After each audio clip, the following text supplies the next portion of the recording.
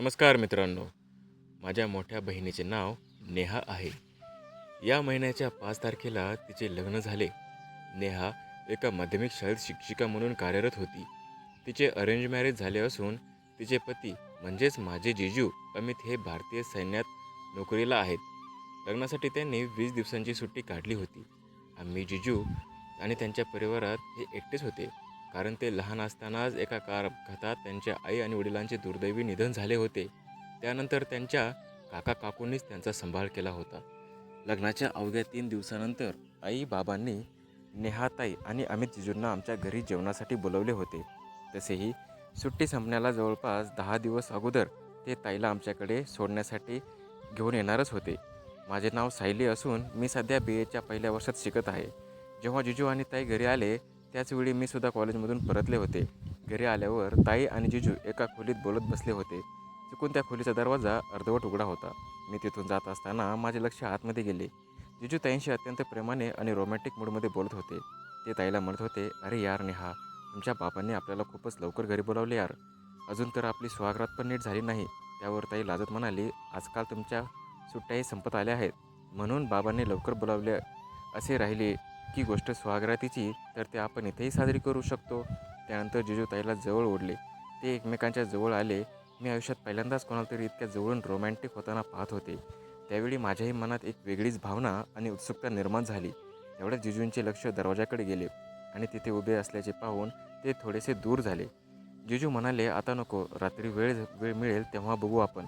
आता दरवाजा उघडा आहे, कोणीही येईल." जिजूंचं लक्ष माझ्याकडे गेल्याचे समजताच मी बॅग तिथेच ठेवून लगेच किचनकडे गेली. काही वेळातच ताईसुद्धा तिथे आली आणि मला पाहून ती म्हणाली, "अरे सायली, केव्हा आलीस?"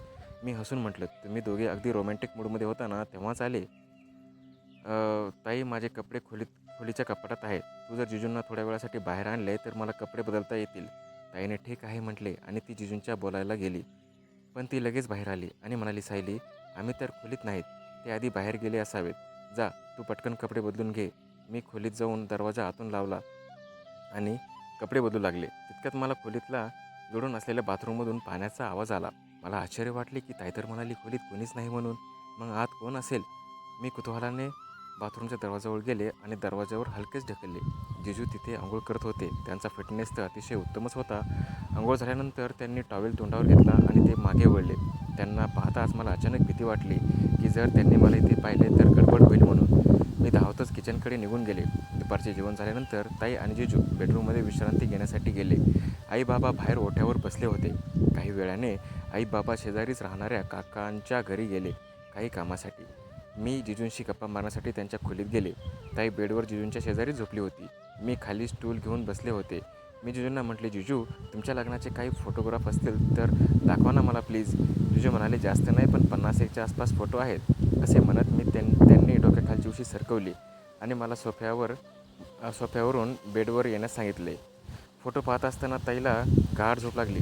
त्यानंतर जिजू बेडवर आडवे झाले आणि म्हणाले, "सायली, असे एका बाजूला वळून फोटो दाखवताना माझे पाठ दुखत आहे. ते नेहाच्या आणि माझ्यामध्ये येऊन झोप, म्हणजे आपल्याला नीट फोटो पाहता येतील." मी काही न करता बेडवर त्यांच्यामध्ये जाऊन झोपले. मोबाईलमध्ये फोटो पाहत असताना अचानक लग्नातील माझा एक फोटो आला, ज्यामध्ये मी तयार झालेली होते. तो फोटो पाहून जिजू म्हणाले, "सायली, तू लग्नात तर खूपच सुंदर दिसत होतीस. जर तू नेहापेक्षा मोठी असतीस ना तर कदाचित आज तूच माझी पत्नी असतीस." त्यांच्या या बोलण्याने माझ्या मनात त्यांच्याबद्दल एक आकर्षण निर्माण झाले. रात्रीचे जेवण झाल्यावर सर्वजण झोपण्याची तयारी करू लागले. आमचे घर लहान असल्याने आईबाबांनी मला काकांच्या घरी झोपायला जाण्यास सांगितले, पण मी नकार दिला. मी हॉलमध्ये गादी टाकून झोपले. रात्रीच्या वेळी जिजू बाहेर आले आणि मला खाली झोपलेलं पाहून म्हणाले, "सायली, तू खाली झोपली आहेस, तू आत ताईजवळ झोप, मी बाहेर झोपतो." त्यांनी माझा हात पकडला आणि मला आत घेऊन गेले. त्यानंतर रात्रीच्या वेळी जेव्हा सर्व शांत झोपले होते तेव्हा माझ्या मनातील अस्वस्थता वाढली. मी हळूच बाहेर आले. जिजू अजूनही जागेच होते. मला पाहून ते म्हणाले, "सायली, तुला अजून झोप आली नाही का?" मी त्यांच्याजवळ जाऊन बसले आणि मनात असलेले सर्व काही मोकळेपणाने सांगून टाकले. मी म्हटलं, "जिजू, जेव्हापासून तुम्ही दोघे आला आहात ना तेव्हापासून माझे लक्ष कशातच लागत नाही पहा. मला तुमचे खूपच आकर्षण वाटत आहे." जिजूंनी सुरुवातीला मला समजावण्याचा प्रयत्न केला. "सायली, तू अजून लहान आहेस बाळा. हे लग्नानंतर पती-पत्नीचे नाते असते. काही कारणे समाजात आणि नात्यात चुकीचे ठरेल." पण माझ्या आग्रहापुढे आणि वाढत्या आकर्षणापुढे त्यांनीच मला होकार दिला. मी ताई झोपलेल्या खोलीचा दरवाजा बाहेरून लावून घेतला आणि आम्ही दोघे हॉलमध्ये एकत्र बसलो. त्या रात्री आम्ही दोघांनी एकमेकांसोबत खूप गप्पा मारल्या आणि एकमेकांच्या खूप जवळ आलो. पहाटे 4 वाजेपर्यंत आम्ही एकमेकांमध्ये भरभरून प्रेम केले. मला पहिल्यांदाच त्या सुखाचा आणि आनंदाचा अनुभव आला. त्यानंतर जिजू आमच्या घरी होते तोपर्यंत दररोज रात्री ताई झोपल्यानंतर आम्ही दोघे अशाच प्रकारे एकत्र येऊ, आनंद लुटत असू. आता आम्ही जिजूंची सुट्टी संपली असून ते ड्युटीवर परत गेले आहेत. पण अजूनही त्या रात्रीच्या वेळी ताई झोपल्यानंतर मी त्यांच्याशी ताईच्या मोबाईलवरून व्हिडिओ कॉलवर बोलते आणि आम्ही दोघे एकमेकांशी संवाद साधून तो आनंद कायम ठेवतो. अशा प्रकारे जिजूंचे लग्न ताईंशी झाले असले तरी ते माझ्याशी बोलूनही तितकेच आनंदी आणि समाधानी राहतात. आम्ही जिजू ड्युटीवर परत जाऊन आता 15 दिवस झाले होते. दिवस नेहमीसारखे जात होते, पण रात्रीची काळ माझ्यासाठी आणि जिजूंसाठी एक वेगळेच जग घेऊन येत होती. नेहा ताई गाढ झोपली की मी तिचा मोबाईल हळूच उचलून घ्यायचे आणि घराच्या गच्चीवर किंवा मागच्या अंधाऱ्या कोपऱ्यात जाऊन मी जिजूला व्हिडिओ कॉल करायचे. स्क्रीनवर एकमेकांना पाहताना आमचे ते गुपित नातं आणखीनच गडद चाललं होतं. पण म्हणतात ना, गुपिते जास्त काळ लपून राहत नाहीत. एका रात्री या कथेला असे वळण मिळाले ज्याची कल्पना स्वप्नातही केली नव्हती. ती शनिवारची रात्र होती. नेहमीप्रमाणे ताई जेवण झाल्यावर लवकरच झोपली होती. आई बाबा त्यांच्या खोलीत गाढ झोपले होते. रात्रीचे 12:30 झाले असतील. मी अत्यंत सावधपणे ताईच्या उशाशी असलेला तिचा मोबाईल उचलला आणि दबक्या पावलाने हॉलमधून निघून गच्चीवर आले. मी जिजूंना व्हिडिओ कॉल केलेला. 2-3 रिंग झाल्यानंतर कॉल उचलला. त्यांचा चेहरा नेहमीसारखा हसरा नव्हता.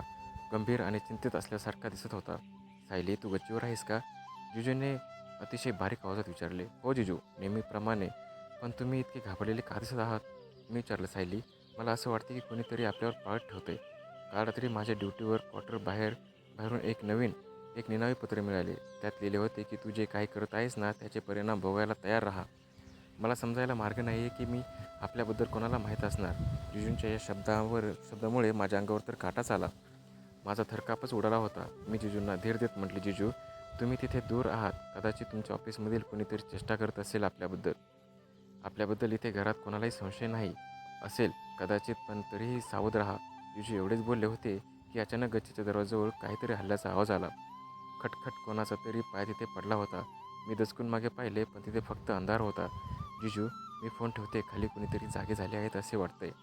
मी घाईघाईने कॉल कट केला आणि श्वास रोखून उभी राहिले. अंधारातून कोणीतरी हळूच खाली उतरून गेल्याचा भास झाला.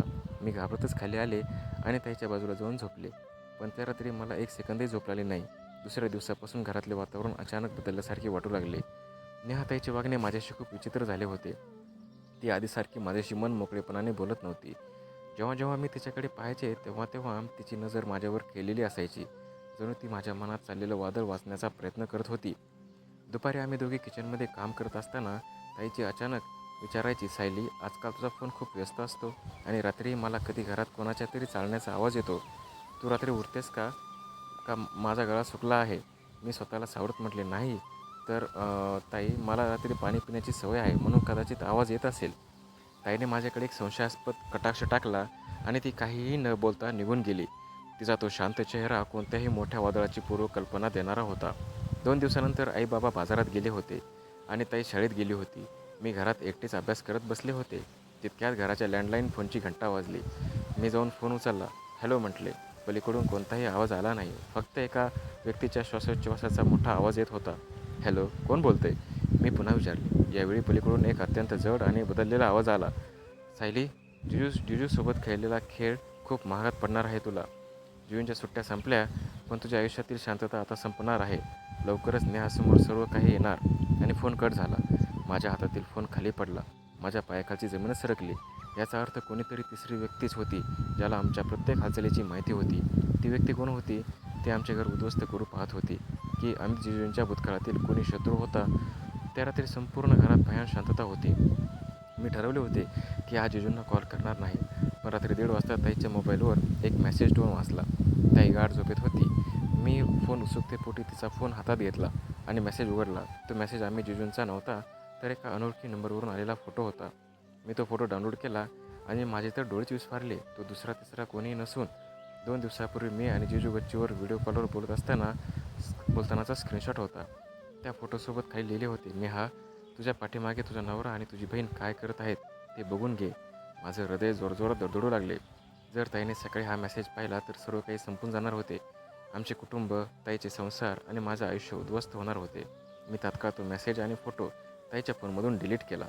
पण मला माहीत होते की ती अज्ञात व्यक्ती इथेच थांबणार नाही. मी विचार केला की आत्ताच्या आत्ता गच्चीवर जाऊन मी जिजूंना फोन करून सर्व सांगते. मी ताईचा फोन घेऊन पुन्हा गच्चीकडे धावले. गच्चीवर प्रचंड वारा सुटला होता आणि ढग दाटून आले होते. मी थरथरत्या हाताने जिजूला कॉल लावला.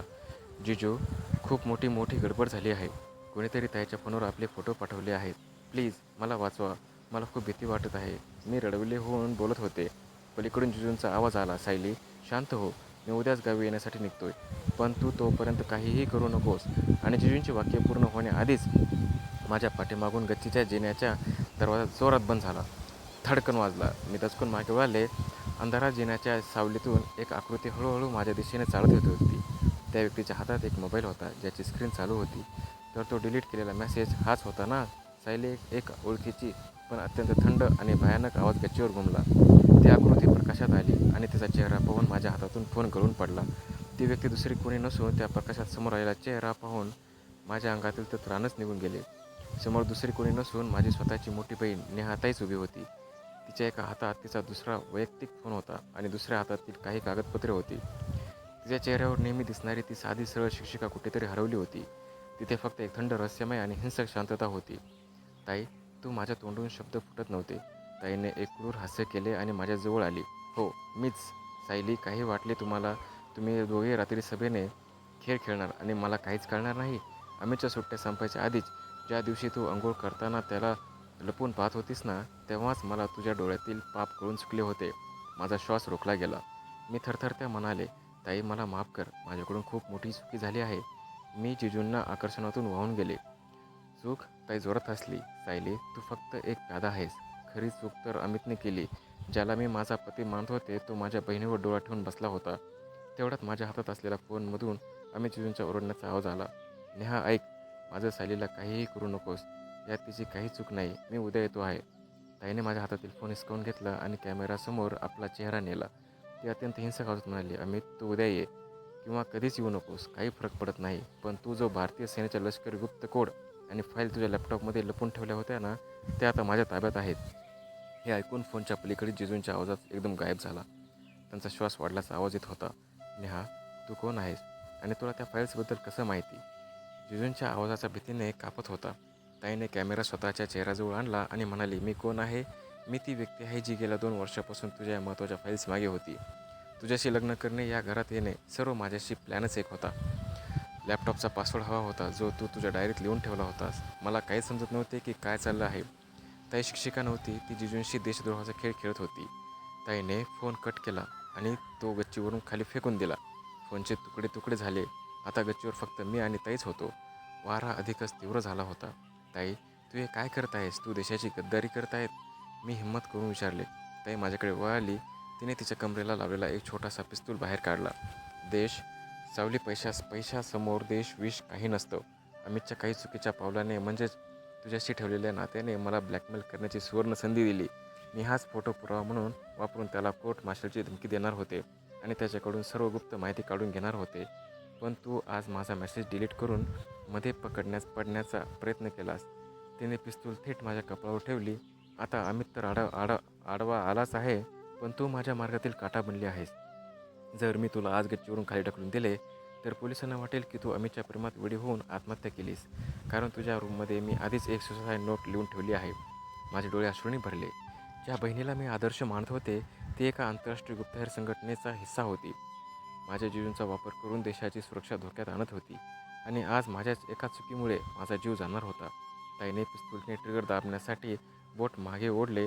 मी डोळे बंद केले आणि मृत्यूची वाट पाहू लागले. तितक्यात गच्चीचा दरवाजा धाडकन उघडला आणि अंधारातून एक मोठी हेडलाईट चमकली.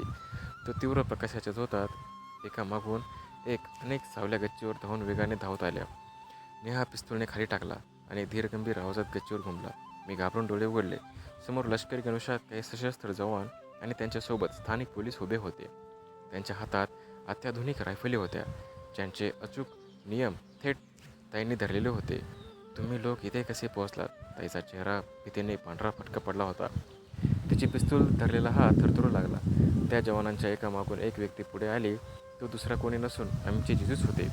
पण त्यांच्या चेहऱ्यावर आता लष्करी अधिकाऱ्याचा करारी बाणा स्पष्ट दिसत होता. नेहा, तुला काय वाटले? तुझ्या लष्करी तळाच्या फायली चोरण्याचा प्रयत्न करत होतीस. त्या फायली सुरक्षित ठेवण्याची जबाबदारी माझ्यासारख्या इंटेलिजन्स ऑफिसरवर असते. जिजू अत्यंत शांत आणि कवड्या आवाजात म्हणाले. Intelligence officer? पण तू तर त्याचे शब्द तिच्या कशातच अडकले. हो, मी एक स्पेशल मिशनवर होतो. तुझ्यावर आणि तुझ्या गुप्तहेर नेटवर्कवर आमची गेल्या काही 6 महिन्यापासून नजर होतीच. तुझ्या या जाळ्यात मला अडकवण्यासाठी हेडक्वार्टरने हे खोटे लग्न आणि माझ्या सुट्ट्याचा प्लॅन आखला होता. तू माझ्या लॅपटॉपमधून ज्या फायली चोरल्यास ना, त्या सर्व काय म्हणजेच खोट्या फाईलला होत्या. त्यात फक्त चुकीचा डेटा भरलेला होता. जिजूने सत्य उघड केले. माझे तर डोकं चक्रावूनच गेले. म्हणजे जिजू साधा सैनिक जॉब करत नव्हते, तर ते देशाच्या गुप्तहेर यंत्रणेचे अधिकारी होते. आणि सायली जिजूंनी माझ्याकडे पाहिले. त्यांच्या नजरेत एक अपराधी भावना होती. सायली, या सर्व खेळात ओढणे आणि तिचा वापर करणे हा तुझा प्लॅनचा भाग होता नेहा, जेणेकरून माझ्यावर दबाव आणता येईल. पण सायलीने आज तुझा मेसेज डिलीट केल्यामुळे तुला घाईघाईने उघडावंच लागले आणि आमचा सापळा यशस्वी झाला. ताईला समजून चुकले होते की चारी बाजूंनी ती घेरली गेली आहे. तिने रागाने माझ्याकडे पाहिले आणि अचानक तिने पिस्तूल थेट माझ्यावर रोखला. अमित, जर कोणी एकही पाऊल टाकले तर मी सायलीचा गेम इथेच खल्लास करेल. मला गाडी आणि सुरक्षित रस्ता द्या, नाहीतर नेहा. नको, मी भीतीने ओरडले. पण नेहाताईने ट्रिगर दाबण्यापूर्वी जिजूंनी अत्यंत वेगाने आपल्या कमरेची पिस्तूल काढली आणि अचूक नेम ताईच्या हातावर धरला. धाड दिवशी गोळी लागली. ताईच्या हातातून पिस्तूल खाली पडले आणि ती गच्चीवरच कोसळली गेली. महिला पोलिसांनी तातडीने तिला ताब्यात घेतले. तिच्या हातात बेड्या ठोकल्या आणि खालच्या खालखोलीत आवाजाने आई आणि बाबा जागे झाले. ते धावत गच्चीवर आले. समोरचे दृश्य पाहून धक्काच बसला. पोलिसांनी आणि जिजूंनी त्यांना नेहाताईचे खरे रूप, देशासमोर देशद्रोहाची कृत्ये हे सर्वांसमोर आणले. आईबाबांना तर रडू कोसळले. त्यांना धीर देत पोलीस आणि ताईला घेऊन गेले. गच्चीवर आता फक्त मी आणि जिजूच उरलो होतो. वारा शांत झाला होता, पण माझ्या मनातील अस्वस्थता कायम होती. मी रडत जिजूंना समोर उभी राहिले. जिजू, मला माफ करा. मी तुमच्या आकर्षणात वाहून गेले होते आणि तुमच्या वैवाहिक आयुष्यात. जिजूंनी माझ्या खांद्यावर हात ठेवला आणि मला शांत केले. सायली, स्वतःला दोष देऊ नकोस. नेहाने तुला जाणीवपूर्वक अशा परिस्थितीत आणले होते जेणेकरून माझे लक्ष विचलित होईल. पण तू वेळीच सावध झालीस. एका अर्थाने तुझ्यामुळे आज मोठा देशद्रोही टोळी पकडली गेली आहे. ते पुढे म्हणाले, माझे लग्न न्यायाशी फक्त एका मिशनचा भाग होता. आता ते नाते या अधिकृत संपत्ती आले आहे. पण सायली, तू अजून लहान आहेस. तुझे पूर्ण आयुष्य समोर आहे.